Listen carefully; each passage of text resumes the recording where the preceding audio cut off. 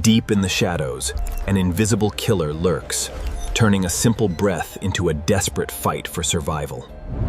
The cabin had been abandoned for years, hidden deep within a remote forest, surrounded by towering pine trees and endless silence. It seemed forgotten by the modern world. Dust covered the floorboards, spiderwebs hung from the ceiling. The windows were broken, allowing cold air to drift through the darkness. To most people, it looked harmless. But inside that cabin, death was waiting. Not a predator, not a murderer, not a monster. Something far smaller, something invisible. A virus. One breath. That was all it could take. One breath to change a life forever. One breath to begin a nightmare. This is the story of Hantavirus, one of the world's most terrifying diseases. A virus carried by rodents that can turn a healthy person into a critically ill patient within days. A disease that has frightened scientists, challenged doctors, and claimed lives around the globe. And perhaps most disturbing of all, it still exists today, waiting silently in forests, sheds, garages, cabins, barns, and forgotten corners of the world. The story begins not in a laboratory, not in a hospital, but in nature. For thousands of years, rodents have lived alongside humanity. Mice, rats, tunnel, walrus, spiders, small creatures often ignored or dismissed as harmless pests. Yet hidden within some of these animals exists a microscopic threat capable of causing devastating illness. Unlike viruses that spread rapidly from person to person, hantaviruses usually remain inside rodent population. The animals themselves often show no signs of sickness. They continue eating, breeding, surviving, completely unaware that they carry a potentially deadly pathogen. The virus leaves their bodies through urine, droppings, and saliva. As these materials dry, tiny particles become airborne, invisible, odorless, unidam, silent. When humans disturb contaminated areas, those particles can rise into the air. A sweeping broom, opening an old shed, cleaning a dusty cabin, moving boxes in a garage. Simple actions, ordinary actions, actions performed by millions of people every day. And yet, in the wrong place at the wrong time, they can become deadly. The danger enters through a single breath, a single inhalation, a microscopic invasion impossible to see. At first, nothing feels unusual. Days pass, sometimes weeks. The infected person continues living normally, working, traveling, spending time with family. Then the symptoms begin. A mild fever, muscle aches, fatigue, tonitis.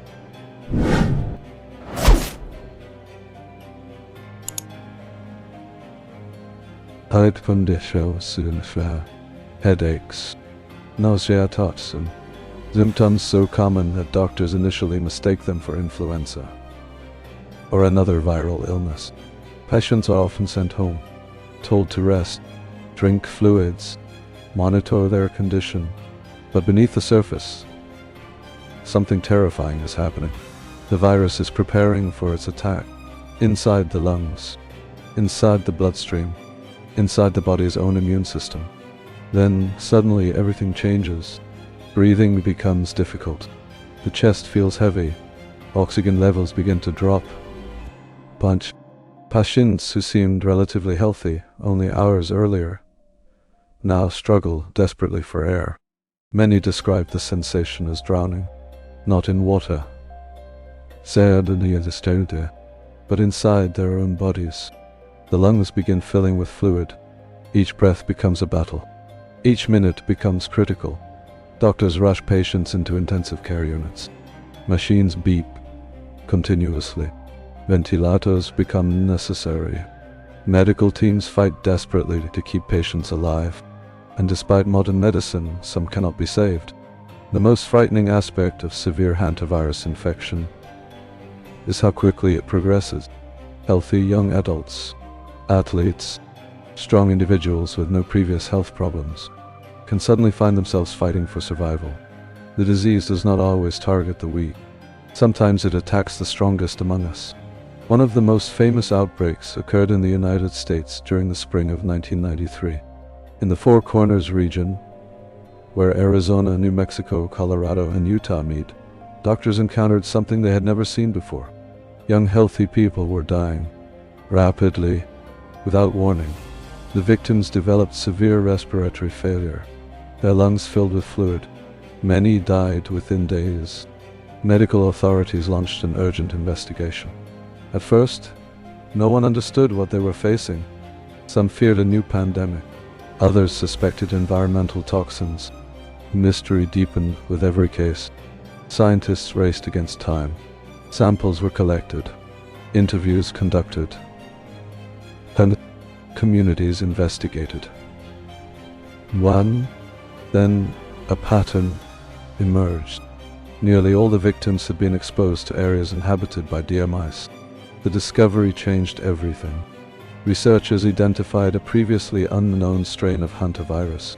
Suddenly, the mystery had a name. But having a name did not make it less frightening, because there was still no specific cure, no miracle treatment, no guaranteed way to stop the disease once severe symptoms develop. Only supportive care, only intensive medical intervention, only hope. The outbreak shocked the scientific community. Public health agencies launched education campaigns. People were warned about cleaning rodent-infested areas safely. Protective equipment became recommended. Awareness increased. But awareness alone could not eliminate the risk, because rodents exist almost everywhere humans do. Forests, farms, homes, cabins, underground warehouses, garages, toilets, even homes. The threat remains hidden because it is part of the natural environment itself, unlike dramatic disasters visible from miles away. Hantavirus operates quietly. Most people will never encounter it. Many will never even hear about it. Yet every year, new cases continue to appear. Across North America, South America, Europe, Asia, different strains, different species, the same danger. Scientists continue studying the virus today. They examine how it spreads, how it survives, how it interacts with the immune system. Every discovery helps improve medical understanding. Yet many questions remain unanswered. Nature rarely reveals all its secrets easily. One reason hantavirus remains so unsettling is psychological. Humans instinctively fear predators. We fear visible threats, storms, fires, violence, troll, sufferance. But microscopic dangers create a different kind of fear, an invisible fear, a threat that cannot be seen approaching, a threat hidden inside ordinary places. An abandoned cabin, a dusty attic, a forgotten shed, places that appear harmless, places where danger waits silently. Many survivors describe a profound emotional impact after recovering. The experience changes them. Some remember the moment breathing became difficult. Others remember waking inside intensive care units surrounded by machines. Many speak about gratitude, about realizing how fragile life truly is. Because severe hantavirus infection can transform normal life into a medical emergency almost overnight. One week a person is hiking through forests, working on a farm, cleaning a property, exploring a remote cabin. Next week they are fighting for survival.